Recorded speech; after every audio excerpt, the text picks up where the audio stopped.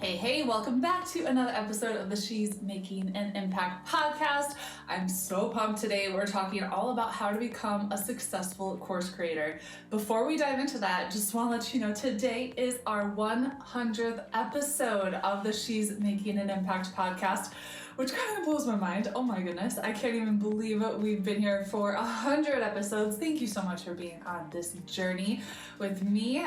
So we actually decided to do something kind of fun for the 100th episode. So we're doing a fun little giveaway. All you gotta do is go to iTunes and rate and review the show. So if you love the show, give us a 5-star rating, take a screenshot of it, and send it to us, clientcare@rachelandngom.com. When you do that, we're actually going to give you a $100 credit towards one of our online courses. So, heyo, I'm feeling pretty generous on our 100th episode, so go get her done, and let's dive into the content. Welcome to the She's Making an Impact podcast. I'm your host, Rachel Ngom. I'm an entrepreneur, mom, adventure lover, and creator of Pin with Purpose, the Impact Blogging Academy, and Activate. I went from food stamps and negative $400 in my checking account to a multiple 6-figure online business. This is your show to learn from me and other rockstar entrepreneurs how to monetize your passion and live out your purpose. If you're ready to increase your income while making a massive impact on the world, this is the show for you. I'm so pumped you're here. Let's get started. So we are talking all about how to become a successful course creator. And this is something that I have gotten so many questions about over the past year and a half of how the heck have you done this, Rachel? We have online courses that have generated hundreds of thousands of dollars, which blows my mind. This is one of the most passive ways that you can generate income. And by that, I mean, I'll give you an example. I was at the farmer's market with my husband on Saturday morning, and we sold 3 courses while I was there through our automated kind of system. And I wasn't actively doing like sales calls or anything like that. Completely passive. I'll be on vacation and being able to sell courses while I'm there. So I'm kind of obsessed with having this being one of your income streams. I don't think it should be the only one, but I think it should be one of, just so you can obviously serve your people well. When you have a really solid course, you're able to help more people as opposed to, because your one-on-one time is limited. You can't help everyone one-on-one, but if you're able to take that process and put it into an online course, you're able to help so many more people. And obviously it's going to give you more freedom, more flexibility, and do so many other things in your business. So we're talking all about that today. So step 1 to becoming a successful course creator, it has to start with doing your market research. And this is the first step I do with all my students. And this is what most entrepreneurs skip. Don't skip this. I didn't magically come up with just like the perfect niche and course for a perfect audience at the perfect time. I just listened. I listened to what people were struggling with. I understood the challenges they were facing, the results that they really wanted, and I created a product around that. So what do you think is better? An offer that you assumed your target market needs or an offer that you know your target market needs? It's kind of a no-brainer, right? So I actually sold out my first ebook, Keto-ish, teaching people how to eat high-fat, low-carb, because I polled my audience. I asked them questions every step of the way before I launched that ebook, and it still sells, which is really cool. My online course, Pin with Purpose, sells like it blows my mind how well that product sells because I talked to my audience and I knew what they needed before I ever created the program. So let's just talk about what I did with my ebook. The first step that I did before I launched that ebook, I asked them if they would even want a guide on how to eat high fat, low carb. So why waste time creating something that nobody buys? So you always got to ask your audience what they need before you give it to them. And a really good book that'll help you do this is called Ask by Ryan Levesque. So when you're doing market research, I'm going to give you my 3-step method. And that's really going to help you create an offer that sells out. So step 1, is the what. So we have to define the objective of the market research. What questions or confusions are you specifically looking to solve through your market research?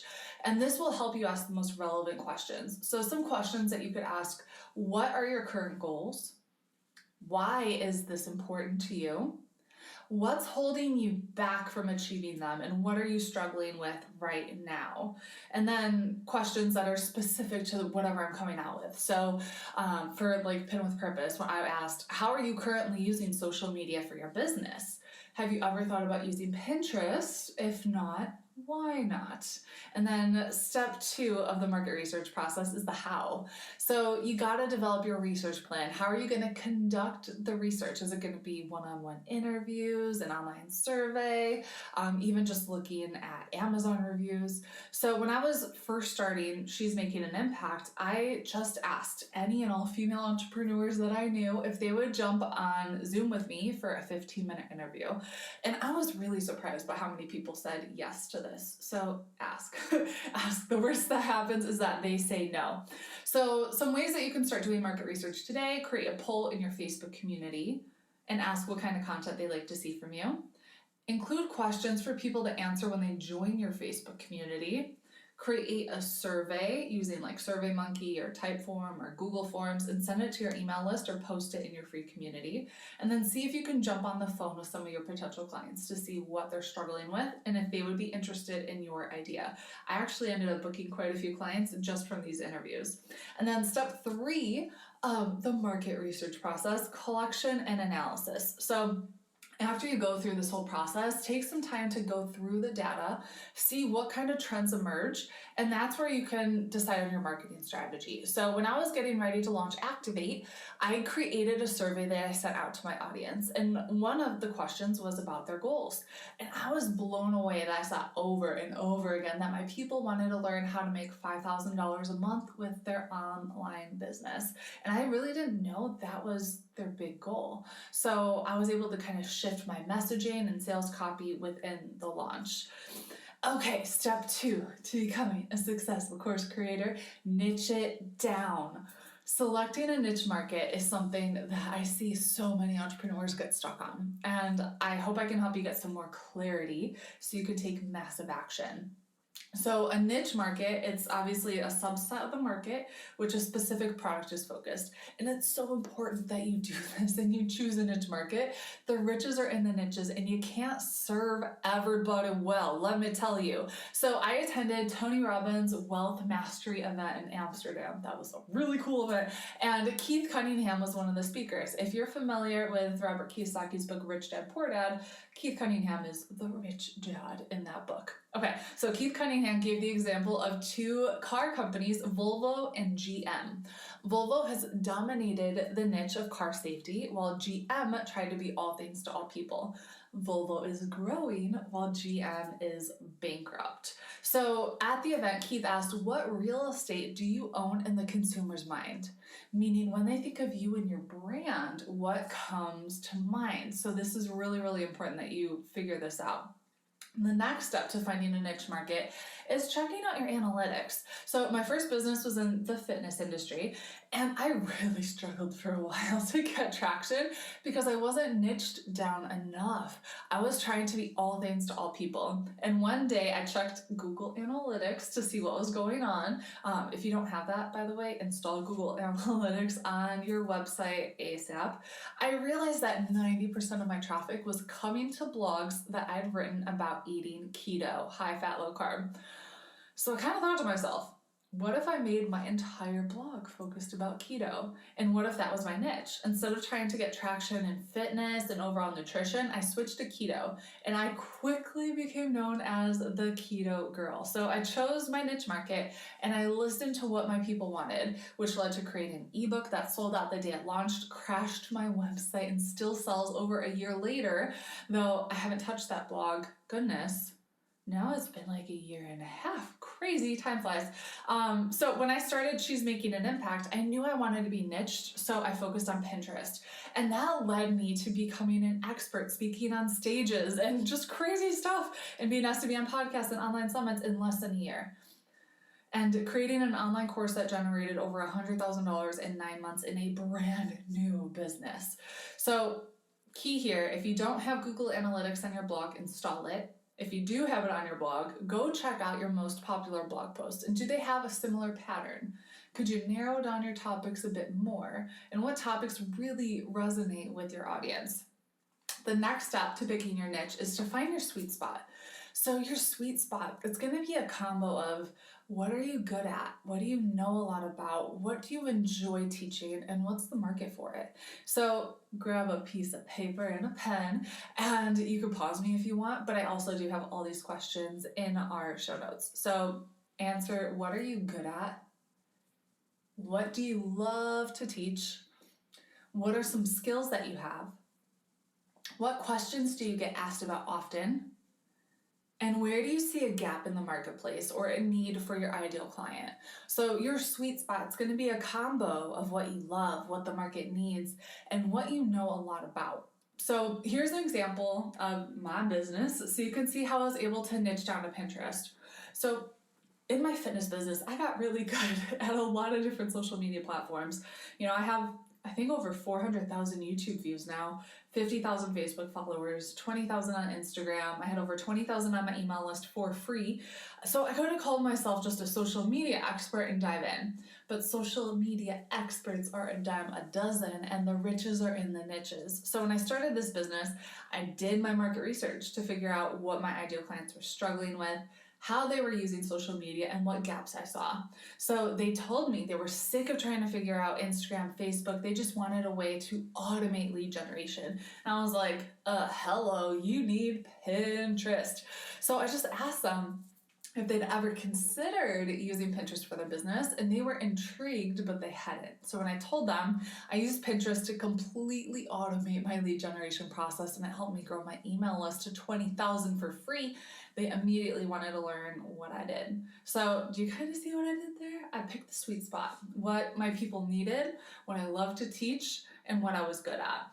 And so here's the thing with this. Don't be thinking about all these things. I want you to actually take action, because clarity comes through action. Don't try to think your way to your niche market. Just start taking action. Through taking action, you'll figure out who you love to work with, what you hate to do. You'll have so much more clarity moving forward. So when I first started She's Making an Impact, I was doing everything to help people with their Pinterest accounts, which included me managing accounts. And it was good money, but I quickly learned that I personally did not like doing it, and it felt like a job for me. And I didn't become an entrepreneur to have another job. I became an entrepreneur because I value freedom. So at this point in our business, I was able to train someone and teach them how to do that, so we can still help people manage their Pinterest accounts. Okay, so what action do you need to take to get started? And do you need to contact some ideal clients for market research, start creating content, create your niche down freebie? Stop thinking about it and take action. And then ask yourself, can I niche down even more? So I wanted to actually give you a few examples of niche markets in the fitness space. New moms trying to lose the baby weight. This was my very first niche that really took off. I ran a group called Lose the Baby Weight, and oh my goodness, it was really good. Another example, hockey players with timed nutrition, or triathlete nutrition and training. In the marketing space, teaching membership sites or Instagram stories or Pinterest ads. And here are just a few other ideas. An accountant who specialized in expats who are self-employed. Oh my goodness, I really could have used that when we were in France. A gym for moms who need childcare and maybe self-care like massages or nails. Dog training for abused dogs. So my poor Zozo really needs this. We got him at a shelter, and he's been so skittish and anxious his entire life. Okay, step 3, create relevant content. So once you know the challenges, the struggles, the dreams and desires of your target audience, your next focus should be creating relevant content. So your content should be helpful. You gotta do it consistently, a minimum of 1,000 words, ideally 2,000. Check out our episode with Neil Patel too, because he dives into doing this as well. Leaves your reader wanting to learn more from you, and it's personable. So start by generating a list of possible blog topics and this is something that we did at our Activate retreat. We just did a massive brain dump, taking pen to paper, write down 40 to 50 potential blog topics, and answer the following questions. What topics do you want to cover? What are you interested in writing about? How do you want to make a difference? What do you see your ideal client struggling with? What's something that your ideal client is confused about? What are some questions that your audience is asking you? And what kind of results is your ideal client trying to achieve? All right, brain dump that one. And then step 4 is you got to make sure you're retaining your viewership into an email list.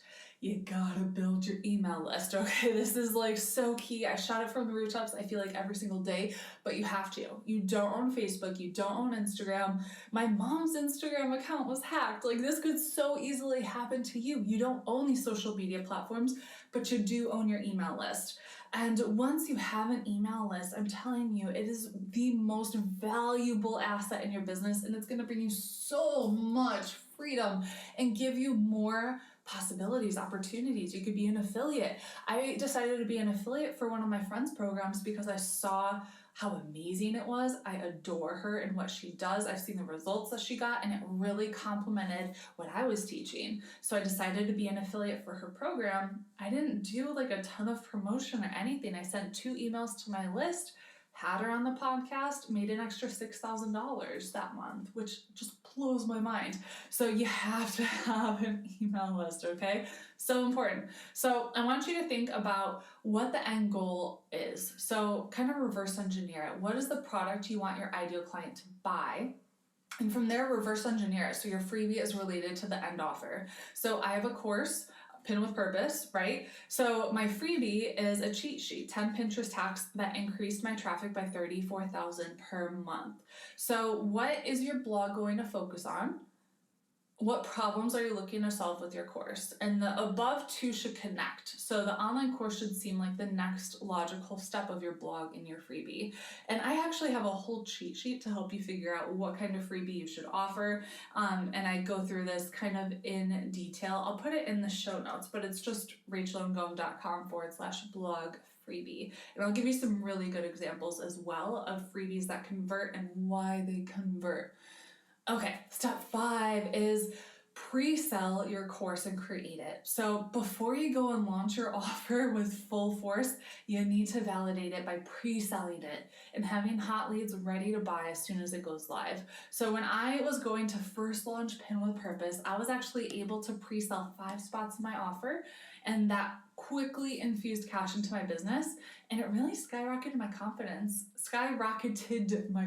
and proved that my offer was really filling a gap in the marketplace. So a huge mistake I see entrepreneurs make is they create the course before someone actually buys it. What if you spend months creating it and nobody buys? You're wasting your time. Pre-sell, always, always, always. So in the show notes, I'm actually going to kind of walk you through my online course launches and what I did. The biggest thing that I've done to launch is with webinars and 5-day challenges, and really keeping track of our numbers, our conversion rates. And I'm kind of obsessed with doing, webinars are my favorite, but I also love 5-day challenges. It's just such a really good way to add value to your ideal client. This is something that we dive in super deep in Activate, of really helping you get your offer set up and everything. And we actually have a wait list for Activate right now. I'll put the link for that in the show notes as well, where you can get on the wait list. But the biggest thing with an online challenge is add massive value to your people. Add massive, massive value. Have a what's next. So your what's next, it should, like, your course should be the next logical step from that challenge or that webinar, whatever it is that you want to do, and have some level of scarcity involved in the offer. So maybe bonuses disappear, or the price goes up, or the entire offer disappears and they can't get in for another 6 months or a year. Some level of scarcity to actually inspire people to take action, because if you don't, they're going to sit on it and they're not going to get the transformation that they really need. Okay, I know this was a lot, but I really do have like everything detailed in the show notes that we will link to in the description. So Action steps for you: do your market research, narrow down your niche, create killer blog content, get your freebie done and grab my cheat sheet to help you, get ready to pre-sell your course. And if this is something you really want to dive in deeper to, get on the waitlist for Activate, and I'll actually help you personally with this and walk through this whole entire process with you. Okay, I got a lot of stuff to do today, so I'm gonna get to it. I hope you found value in this, and don't forget about our 100th episode contest. Just go to iTunes and leave a review, email it, take a screenshot and email it to clientcare@rachelandngom.com, and we'll send you $100 credit towards one of our online courses. All right, have an amazing day, and I'll talk to you later. Please go to iTunes and give my mommy a 5-star review. Thank you. Yes!